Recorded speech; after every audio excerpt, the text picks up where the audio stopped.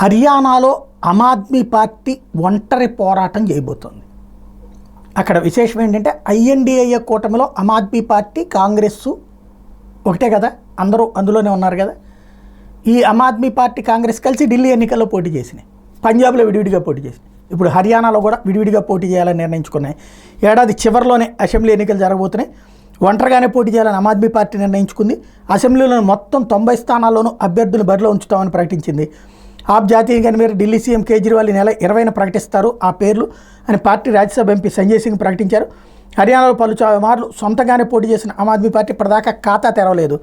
ఇటీవల లోక్సభ ఎన్నికల్లో ఐఎన్డీఏ కూటమిలో కాంగ్రెస్తో సీట్ల సర్దుబాటు అయితే చేసుకున్న నేపథ్యంలో ఇది అంటే ఇది ఒక రకంగా కాంగ్రెస్ని బెదిరించడం. ఏదో వీళ్ళు అడిగినన్ని సీట్లు ఇచ్చి ఉండదు, అది 90లో 45 అంటుందంట. కాంగ్రెస్ పార్టీ గతంలో అక్కడ ప్రభుత్వం చేసింది, ఇప్పుడు కూడా కాంగ్రెస్కి ఛాయిస్ ఉంది కాబట్టి అందులో నుంచి తమకి వాటా కావాలని ఆమ్ ఆద్మీ పార్టీ కోరుకుంటుంది. కనీసం ఒక 25 సీట్లన్నా తమకు ఇవ్వాలని కోరుకుంటుంది. అందుకు కాంగ్రెస్ నిరాకరిస్తుంది. ఒక 5 నుంచి 10 దాకా ఇవ్వడానికి సిద్ధపడుతుంది. కాబట్టి దాన్ని బ్లాక్మెయిల్ చేయడం కోసమని ఒంటరి పోటీ లాంటి స్టేట్మెంట్లు ఇచ్చిందనమాట.